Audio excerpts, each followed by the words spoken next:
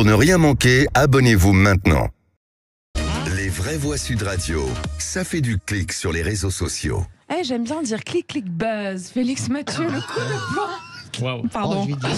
Le coup de poing, c'est votre mauvaise influence. Je suis désolée. Je suis sûr, vous attrapez c'est mal barré là. C'est mal barré. Françoise, il faut se taire. Le coup de maintenant. poing sur la table d'Amnesty International après l'affaire Nahel. L'ONG en appelle à réformer les règles d'utilisation des armes à feu par la police française. Communiqué repris par le compte Twitter français d'Amnesty International. La mort de Nahel M est un homicide illégal. Amnesty publie aujourd'hui son analyse des faits et de leur contexte. Nous appelons à une révision des règles d'utilisation des armes à feu et à la fin du racisme systémique dans l'application des lois par les forces de l'ordre. Et Amnesty poursuit, Nahel M est au moins la 15e personne tuée par la police lors de contrôles routiers depuis 2022. En 2017, un article ajouté au Code de la sécurité intérieure avait élargi les motifs d'utilisation des armes à feu. Résultat, une liberté d'interprétation trop large laissée aux forces de l'ordre pour déterminer si le refus d'arrêter un véhicule est une menace suffisante pour justifier l'usage de la force meurtrière. Au lieu d'être restrictif, le cadre juridique est permissif, écrit l'ONG Amnesty International, qui ajoute également, je cite toujours, l'homicide de Nahel est également la conséquence directe des pratiques discriminatoires et racistes de la police française.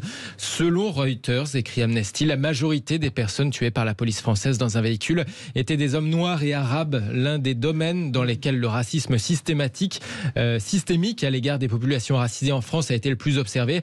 C'est le maintien de l'ordre. Les autorités persistent à nier ce constat dénoncé par les Nations Unies. Des mots très forts, évidemment, d'Amnesty International. Alors, au-delà de tous ceux qui reprennent ce communiqué, qui sont du même avis, d'autres reprochent à l'ONG d'être devenue militante ou de vouloir faire justice avant la justice. En tout cas, est-ce qu'il faut y voir un lien ? Une réponse implicite. Le ministre de l'Intérieur, Gérald Darmanin, vient d'adresser à l'instant ces mots lors d'un discours devant des policiers et des gendarmes. Soyez fiers de votre métier, soyez fiers de ce que vous faites. Les Français vous aiment, votre ministre vous aime et je crois que tous les élus qui sont ici, quel que soit leur bord politique, vous aiment. Gérald Darmanin à Lille, à la veille d'un 14 juillet qui verra des policiers et gendarmes très mobilisés. 130 000 policiers et gendarmes sur le pont ce soir et demain. Merci, sachez qu'on vous aime, Félix. Si on vous aime. Je vous aime. Il y a de l'amour dans le plateau ce soir. Il y a des choses.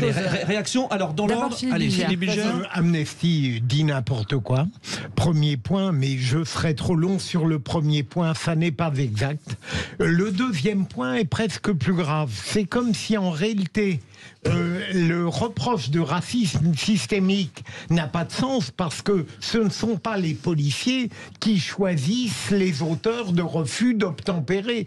Ça n'est tout de même pas la faute des policiers. C'est ce qu'on appelle retourner la carte en psychologie, ça. Hein, par exemple, que je sache, je ne souhaite pas que des refus d'obtempérer entraînent la mort de quiconque, mais vraisemblablement on ne peut pas qualifier de racisme systématique les hasards tragiques qui font que la police est confrontée à des transgresseurs maghrébins ou de couleur qui refusent d'obtempérer. Françoise Debois. Alors sur le premier point, je pense que Amnesty International a absolument raison, c'est-à-dire qu'il faut absolument réformer quelque chose dans notre façon de maintenir l'ordre. On l'a vu, parlons des Gilets jaunes avec la tragédie de Nahel, mais il n'est pas le premier Nahel. Vous vous rendez compte quand même, on en a très peu parlé, de ce jeune homme à Marseille qui rentrait chez lui, qui prend une LBD et qui meurt la semaine dernière, en marge des émeutes. Il n'était même pas émeutier. Donc je pense nous avons un problème avec les armes, nous avons un problème d'entraînement des policiers. Je pense que des policiers,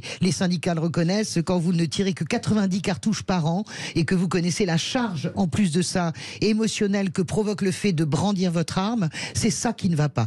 Donc sur ce point-là, Amnesty a racisme. Sur le racisme systémique. Je ne suis pas d'accord, parce que ça veut dire que nous pratiquons en France un racisme d'État, ça n'est pas vrai. C'est pas vrai. Le racisme systémique, c'est encore plus grave que le racisme systématique. Ça veut dire que le racisme est institué comme donnée invariable et qui fonde, si vous voulez, l'ordre républicain et la sécurité. Ça n'est pas vrai. En revanche, il y a des policiers racistes, évidemment, et beaucoup d'affaires le montrent. On a complètement oublié, parce qu'il y en a tellement, l'affaire du producteur Michel Zeller. J'entends ce que dit notre ami Philippe Bilger. Après, quand vous êtes dans une banlieue systématiquement, là c'est vrai, vous êtes contrôlé. Moi j'ai fait l'expérience dans un RER en rentrant de Charles de Gaulle.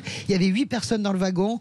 8 personnes de couleur, 7 personnes de couleur maghrébin noir et moi, la seule qui n'est pas été contrôlée, c'est moi. Donc là, ça pose un véritable problème. Mais non, mais c'est un problème. Écoutez, quand vous êtes... Sébastien Ménard.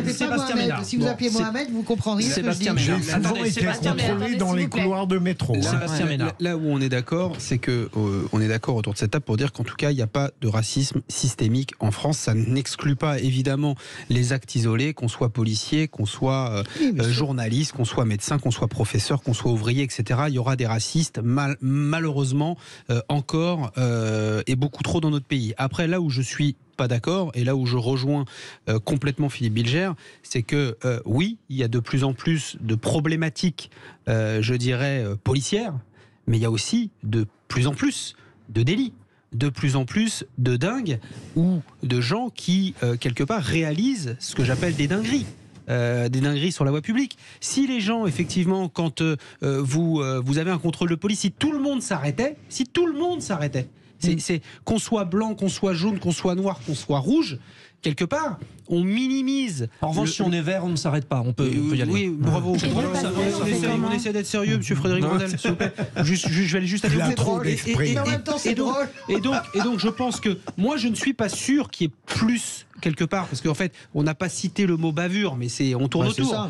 On tourne pas autour, on tourne dedans, oui, bien sûr. Ça s'appelle un meurtre, quand même. Donc, une bavure. Est-ce qu'il y a de plus de bavures policières aujourd'hui en France? Je ne le crois pas. Il y a juste plus de délinquance, quoi. Plus, quelque part, de circonstances qui peuvent conduire à des bavures policières. Excusez-moi, mais et après, ça sera votre tour de table. Donc, si on aura peut-être plus rien à dire. Voilà. Merci. Voilà.